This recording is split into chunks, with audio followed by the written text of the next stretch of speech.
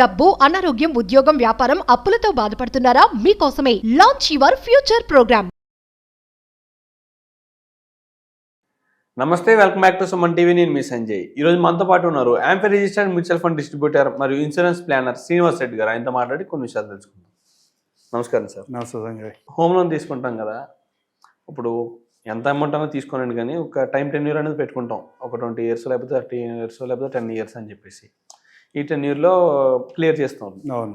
కానీ కొంతమంది ఈ 10 years ఆగలేరు.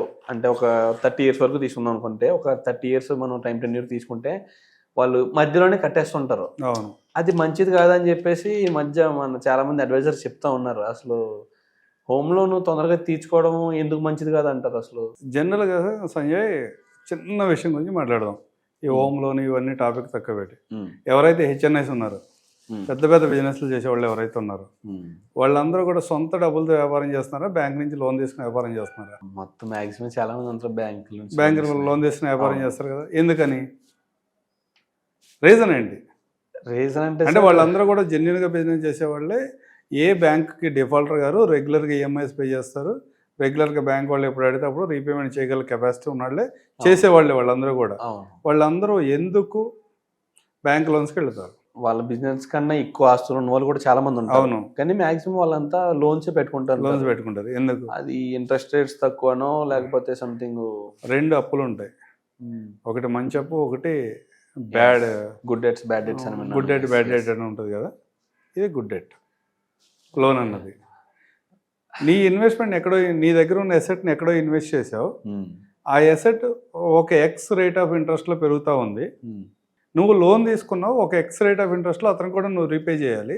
అది తక్కువగా ఉన్నప్పుడు నీ ఇన్వెస్ట్మెంట్ మీద రిటర్న్ ఎక్కువ వస్తుంది. నువ్వు తీసుకున్న లోన్ మీద రిటర్న్ తక్కువ, అతనికి రిటర్న్ తక్కువ పే చేస్తున్నావు, ఇంట్రెస్ట్ తక్కువ పే చేస్తున్నావు అంటే ఇది మంచిదనేగా.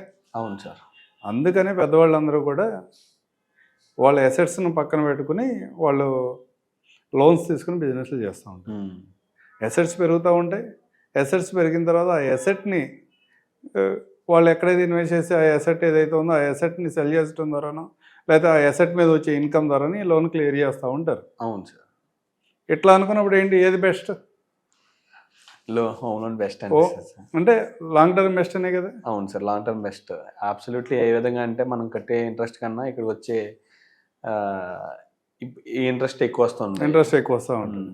ఇంట్రెస్ట్ చూసుకుంటే మనకి ఇన్కమ్ ఎక్కువ ఉంది దీని మీద. సో మాక్సిమం హోమ్ లోన్ తీర్చడం కన్నా ఇక్కడ ఇన్వెస్ట్ చేయడమే బెస్ట్ అనిపిస్తుంది. ఇన్వెస్ట్మెంట్ దీన్ని ప్రాపర్ వేలో మనం చెక్ చేసుకోవాలి. ఏదో నేను చెప్పాను, మీరు అడిగారు, నేను చెప్పాను, సరే శ్రీనివాస్ రెడ్డి చెప్పాడు కదా ఇదేదో బాగుంది, లేదా నాలాంటి ఇంకో అడ్వైజర్ చెప్పాడు కదా ఇదేదో బాగుంది కాదు. అసలు నిజమా కాదా? ఇది ప్రాపర్గా చెక్ చేసుకోగలిగాం. సపోజ్ ఎవరైనా ఒక 1 crore ఇన్వెస్ట్మెంట్ చేసాడు అనుకుందాం. 1 crore ఇన్వెస్ట్మెంట్ చేసి ఒక హౌసింగ్ ప్రాపర్టీ బై చేస్తున్నాడు. అతను 1 crore లోన్కి వెళ్ళాడు అనుకుందాం. ఓకే. అతను ఈఎంఐ ఎంత వస్తుంది 20 yearsకి? 20 years కంటే సుమారుగా 87,000 అట్లా వస్తుంది. 8.5% ఆ రేంజ్లో కనుక ఇంట్రెస్ట్ ఉంది అనుకుంటే 8.5% ఇంట్రెస్ట్ తోటి 87,000 రూపీస్ అట్లా వస్తుంది. ఓకే. 20 years టెన్యూర్లో. ఓకే. మాలాంటి అడ్వైజర్స్ అందరూ కూడా, మ్యూచువల్ ఫండ్ డిస్ట్రిబ్యూటర్స్ అందరూ కూడా 30 years టెన్యూర్ తీసుకోమని చెప్తారు. 87 బదులు 77,000 ఈఎంఐ వస్తుంది. నీకు ఒక 10,000 రూపాయలు ఈఎంఐ తగ్గుతుంది. నువ్వు మెంటల్గా ఆల్రెడీ నీ మైండ్ సెట్ని సెట్ చేసుకున్నావు. నేను 87,000 పే చేస్తా, 20 years పే చేస్తాను, నువ్వు మైండ్ సెట్ చేసుకున్నావు. అవును. నాలాంటి ఇంకో అడ్వైజర్ వచ్చి నువ్వు అట్లాగే ఉండు, నువ్వు 87,000 దగ్గరే ఉండు, కానీ నీ హోమ్ లోన్ టెన్యూర్ని 77,000 దగ్గర పెట్టుకో. 30 years టర్మ్ తీసుకో. నీ ఈఎంఐ 77,000 మాత్రమే వస్తుంది. ఈ బ్యాలెన్స్ 10,000 రూపీస్ని ఏదన్నా ఒక 15% వచ్చే మ్యూచువల్ ఫండ్లో ఇన్వెస్ట్ చేయి. ఓకే. ఏం జరుగుతుంది అంటే, ఇతను బేసిక్గా 20 years సెట్ చేసుకున్నాడు, మైండ్ సెట్ అలా సెట్ చేసుకున్నాడు. 87,000 పే చేయడానికి రెడీగా ఉన్నాడు. 77,000 ఈఎంఐ పే చేయి, మిగతా రెస్ట్ ఆఫ్ ద 10,000 మ్యూచువల్ ఫండ్లో 15% వచ్చే రిటర్న్లో ఇన్వెస్ట్ చేసుకో. ఓకే. ఏమవుతుంది, ఒక 10 years వచ్చేప్పటికి రీజనబుల్ అమౌంట్ అక్యుములేట్ అయి ఉంటుంది. సపోజ్ ఒక 24-25 లక్షల రూపాయలు 10 yearsకి వచ్చేప్పటికి అతని వాల్యూ ఉంటుంది, SIP value. Okay. In case 10 yearsకి ఇన్ కేస్ అతను మిడిల్ క్లాస్ లేదా అబవ్ మిడిల్ క్లాస్ ఏదైనా జాబ్ ఇబ్బంది అయింది, ఆ టైంలో కూడా 1 సంవత్సరం 2 సంవత్సరాల పాటు అతను ఈఎంఐని ప్రాపర్గా మేనేజ్ చేయగలుగుతాడు 24-25 లక్షలతో. ఇది ఒక అడ్వాంటేజ్. ఓకే. రెండో అడ్వాంటేజ్ ఏంటంటే, సరే లోన్ కూడా ఇతను కూడా 20 years అన్నాడు, కానీ 30 years మనం ఏదో సెట్ చేసి తీసుకున్నాడు, కానీ as early as possible close చేయాలని అనుకుంటున్నాడు. అనుకున్నప్పుడు ఏం జరిగింది అంటే, అతను 14-15 సంవత్సరాల్లో ఈ ఎస్ఐపి వాల్యూతో లోన్ క్లియర్ చేయగలుగుతాడు. ఓకే. 20 సంవత్సరాలు అనుకున్న వ్యక్తితో మనం 30 సంవత్సరాల వరకు టర్మ్ తీసుకుని ఆ బ్యాలెన్స్ అమౌంట్ ఏదైతే ఉందో మ్యూచువల్ ఫండ్లో ఇన్వెస్ట్ చేపిస్తే 15వ సంవత్సరంకో 16వ సంవత్సరంకో అతని లోన్ అవుట్ స్టాండింగ్ ఎంతైతే ఉందో అంతకి ఈ ఎస్ఐపి వాల్యూ కూడా దగ్గరగా ఉంటుంది, క్లోజ్ అయిపోతుంది. అక్కడ హౌసింగ్ లోన్ క్లోజ్ చేసుకోవచ్చు. అవును సార్. అంటే అతనికి ఏమి ఇబ్బంది ఏం లేదు. ఒక 4-5 years ముందే క్లోజ్ చేశాడు. అవును. మనం చెప్పిన కాన్సెప్ట్లో అతను 20 years అనుకున్నాడు, ఒక 4 years ముందే 16th yearలోనే అతను లోన్ క్లోజ్ చేసుకున్నాడు. లేదు, అతను ఈఎంఐ కంటిన్యూగా పే చేయగలుగుతున్నాడు, ఎఫర్ట్ చేయగలిగే పరిస్థితిలోనే ఉన్నాడు అనుకున్నాం.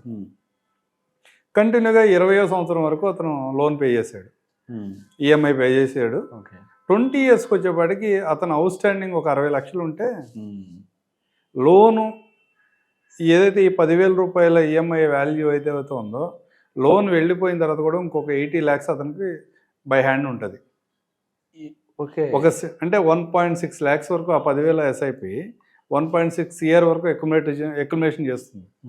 అక్యుములేషన్లో దగ్గర అతనికి ఒక 60 lakhs లోన్ పే చేసిన ఇతనికి 1 crore వరకు మిగులుతుంది అనమాట. ఓకే. మిగతా 10 years కట్టాల్సిన అమౌంట్ పే చేస్తున్నాడు, సరే ఇంకా 60 లక్షలు ఇక ఇతనికి ఒక 80 నుంచి 1 crore వరకు అతనికి బై హ్యాండ్ ఉంటుంది. ఓకే.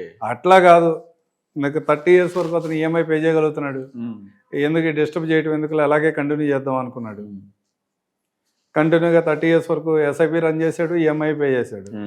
అప్పటికి ఒక 7th year వరకు అతనికి బై లిక్విడ్ క్యాష్ అక్యుములేట్ అవుతుంది. తన ఇన్వెస్ట్మెంట్ ఎంత అవుతుంది సార్ అప్పటికి? ఈ 10,000 30 years చేయటం ఎంత అవుతుంది? 36 lakhs. అంతే కదా, నెలకు 10,000 30 years 36 lakhs కదా సార్. నార్మల్గా ఒక 20 సంవత్సరాలకి ఇదే అమౌంట్ పే చేసిన హోమ్ లోన్ తీరుతుంది తప్పితే తనకి ఈ కాంపౌండింగ్ అనేది రాదు. ఇట్స్ ఐడియాలజీ, ఇది ఒక కాన్సెప్ట్. ఈ కాన్సెప్ట్ అందరికీ వర్కౌట్ అవుతుందా అంటే నేను చెప్పలేను. ఎక్సెల్ షీట్లో వేసి ఇలా ఉంటుంది నీకు ఒక 1 crore ఒక 80 lakhs నుంచి 1 crore వరకు ఎక్స్ట్రా మనీ వస్తుంది అని చెప్పినట్టు వింటేనే బాగుంటుంది. ఎవరైతే స్ట్రిక్ట్గా 10,000 తీసుకెళ్ళి వేరే అసెట్లో ఇన్వెస్ట్ చేసి లాంగ్ టర్మ్ ఉండగలుగుతారో వాళ్ళకి మాత్రమే ఇది వర్కౌట్ అవుతుంది. అట్లా కాకుండా విన్నప్పుడు బాగుంది, ఎగ్జిక్యూట్ చేశాడు, తర్వాత మ్యూచువల్ ఫండ్లో రిటర్న్ రాగానే లిక్విడిటీ ఆప్షన్ ఎప్పుడు ఉంటుందిగా, ఎప్పటికప్పుడు విడ్రా చేసుకుంటూ వెళ్తున్నాడు సంవత్సరానికి 2 ఏళ్ళకి. డిసిప్లైన్ లేదనుకో చివరికి ఏమవుతుంది, లోన్ మాత్రం 30 years పే చేయాల్సిందే. అతను 20 years అనుకున్నాడు, నాలాంటి వాళ్ళు వెళ్ళి ఎక్స్ప్లెయిన్ చేయడం వల్ల 30 years తీసుకున్నాడు. ఇప్పుడు ఇది రిస్క్ అవుతుంది, ఇంకో 10 years ఎక్స్ట్రా పే చేయాలి.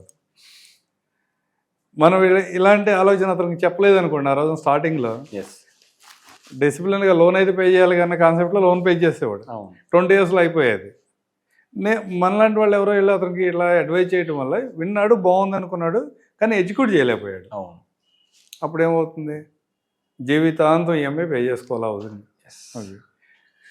ఎవరు ఏమి చెప్పినా మనం ఎగ్జిక్యూట్ చేసే కెపాసిటీ మన దగ్గర ఉందా లేదా చూసి డిసైడ్ చేసుకోవాలి. అంటే ప్రతి కాన్సెప్ట్ కూడా వింటానే బాగుంటుంది, చాలా అద్భుతంగా ఉంటుంది. అదే మనం చేసేదానికంటే వాళ్ళు చెప్పింది చేస్తే చాలా బ్రహ్మాండంగా ఉంటుంది అనుకుంటాం, కానీ మనం ఎగ్జిక్యూట్ చేయగలమా? ఎందుకంటే మ్యూచువల్ ఫండ్స్ కాన్సెప్ట్లో మేము లాస్ట్ 10 years నుంచి చూస్తూ ఉంటాం, 70% పీపుల్ ఏదో ఒక సందర్భంలో ఏదో ఒక చిన్న అవసరానికో పెద్ద అవసరానికో మనీని విడ్రా చేస్తూనే ఉంటారు. ఖచ్చితంగా సార్. కానీ లిక్విడిటీ ఆ 30% మాత్రమే లాంగ్ టర్మ్ హోల్డ్ చేస్తున్నారు. ఆ 30%లో నువ్వు ఉండగలిగితే ఈ కాన్సెప్ట్ నీకు వర్కౌట్ అవుతుంది. ఆ 30%లో కనుక మీరు ఉండలేకపోతే కనుక ఇలాంటి కాన్సెప్ట్ గురించి ఆలోచించకుండా మీరు ఏదైతే మైండ్ సెట్ చేసుకున్నారో 20 years 15 years 10 years ఆ వేలో క్లోజ్ చేసుకుంటేనే మీకు బాగుంటుంది.